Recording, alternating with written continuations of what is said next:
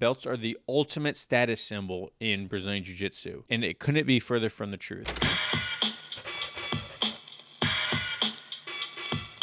The reason I want to talk about this is so people understand the importance of, yes, belts are important, but they aren't at the same time.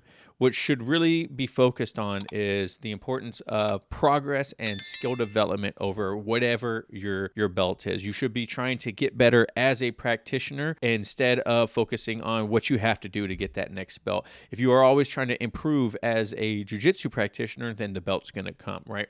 Now, I don't want to say that belts don't matter, because I 100% think they do. I think belts do matter because they give a physical reward or a tangible goal for a lot of people, and that's a great thing. And it also shows people like a little bit of who you are and how long you've been doing jiu-jitsu and your possible skill level, and we'll get a little bit more into that. I think we should focus more on the things that we're going to discuss in here rather than the 2-inch strip of cloth that takes up your waist and ties around your gi. Remember, belts signify a general level of proficiency, but they don't guarantee anything, right? If I am a blue belt under my coach is probably going to look different than a blue belt under your coach or your friend's coach or your friend's instructor or a blue belt 10 years ago, right? Just because someone's wearing a purple belt does not mean that they have some guaranteed level of skill.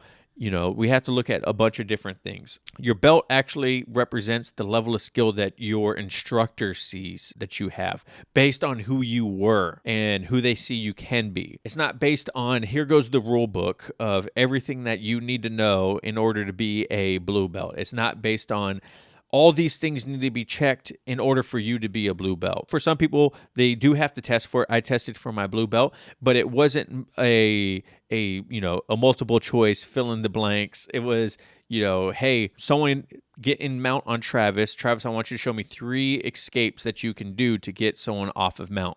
It was like that, right? It was like a general understanding of things that you should do. But I was focusing on my skills leading up to that. I wasn't focusing on what that belt needs to be to me, right? So understanding that a belt is going to look different for everyone. The belt is going to be different based on someone's age, someone's gender, physical limitations, how long they've been training, who they are. There's so much that goes into what a belt represents to each individual. I've talked to people, and especially black belts, and they said, a purple belt that's 55 years old is going to be a different purple belt than someone that's 20 years old. You're not going to hold someone at 55 to the same exact standard that you are at someone at 20, right? You're going to focus on who they are in their journey and how far they've come in their journey, and maybe that's where they should be at in a belt color, right? But they are not the main focus, right? The journey in Brazilian Jiu-Jitsu is the most important thing, right? Learning and developing is the best thing you could do in your journey. The belt is just the destination, right? The black belt is just the final destination that you're trying to get to. The blue belt is just your first stop in your destination, your first stripe, right? All these things are just destinations in the journey that you're trying to go on. I like to use the analogy, and I'll use another one later, but I like to use the analogy that your jiu-jitsu journey is you going on a road trip from like the east to west coast or the west coast to east coast, right? On the way, you're going to have pit stops. You're going to have multiple forks in the road that you can take to get there. But as long as you have the destination that you are trying to get to, it doesn't really matter how you get there or how long it gets there in some sense, right? You're going to have ups and downs. You're going to have ebbs and flows like I always talk about.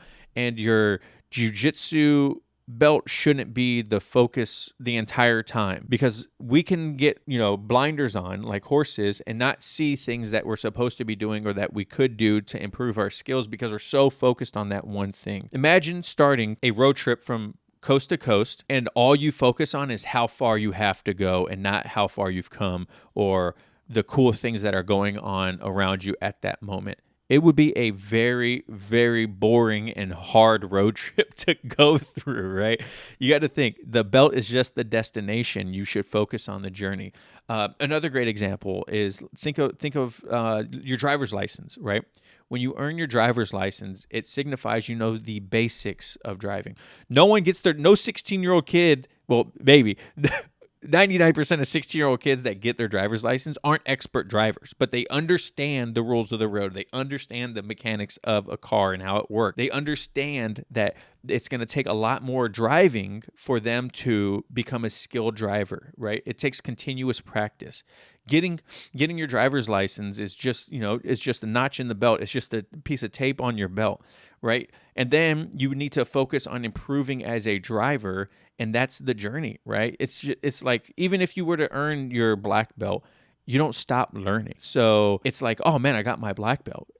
I've heard plenty of people talk about, oh, I earned my black belt and I realized how little I knew. I realized how much more learning I needed to do, right? It's the same thing like with the driver's license. It just makes you realize that there's just so much more that goes into the sport, into the art. I know when I got my blue belt, I was like, holy crap, I got my blue belt. Like, this is so cool. And then it was like, okay, so what do I do now? Because I'm going to be here for a while. Hopefully not. But 5 years in, still a blue belt. And if I would have just kept focusing on that purple belt and how I'm not a purple belt, then I probably would have quit a long time ago. But a belt doesn't stop you from gaining knowledge, right? Jiu-Jitsu is a super complex art that has like such a vast array of knowledge that you can acquire at each point of your journey. Belts are just checkpoints along with that, right? How many instructionals are there? How many YouTube videos are there to where you can learn? A belt doesn't stop you from learning. It's great as a goal. I want to keep emphasizing that. It's great as a goal, but it's not the end all. It shouldn't be your end all be all, and you shouldn't want to stop training because you aren't earning that goal. And plus, not only mention, like, there's people out there that they're blue belts. They've won worlds multiple times at blue belt, or they're high level competitors. They have wrestling backgrounds or whatever it is. And you'll enter like an adult division. You'll see a blue belt that's been training for 3 or 4 years. You're like, man, I think that guy is going to be easy, and then you get smashed. Or you better yet, the white belt division. How many times have you guys seen the white belt division of like a judo black belt entering a white belt division in jiu-jitsu, right? And they just completely dominate everyone. That belt doesn't matter. That guy, his skill is so good, it doesn't even matter. Jordan Pressinger, on his YouTube channel, he rolled against a guy that had been training jiu-jitsu for like 12 years and was a white belt in jiu-jitsu because he's just never been promoted, right? But even Jordan was like, dude, this guy's like a black belt. His skill level is a black belt, but he's never been ranked up because it just hasn't been part of his journey. So belts aren't always a true measurement of skill. To kind of put it into perspective too, how do you, in a lot of no-gi gyms, they don't even do belts. MMA fighters don't even do belts in a lot of gyms, right? But those guys have, black belt level grappling for like MMA and whatnot, but they've never done formal jiu-jitsu training. So what, are they going to be a white belt when they step into their first jiu-jitsu class, even though they've been doing MMA for, some of them do 10, 15 years. I've worked with a couple guys that have like that. Set your BJJ goals as, in my college class, we talked about these things called SMART goals, right? They're specific, measurable, achievable, relevant, and time-bound. So make sure your goals are specific to what exactly you want to achieve. A blue belt isn't a specific goal because unless you have like a sheet like some schools do have, saying that you need to do these things in order to earn your blue belt, right? And that kind of goes into it being measurable, right? So you have to be able to measure your goals, right? You have to be able to, it's achievable to you, right? If you want to win black belt worlds, but you just started jiu-jitsu 6 months ago, that's not an achievable goal right now. It's completely irrelevant, right? That's not relevant to what you need to do, right? And then you need to place a time constraint on it. That way you can focus, okay, in 2 years, right, which is a great amount of time to earn your blue belt.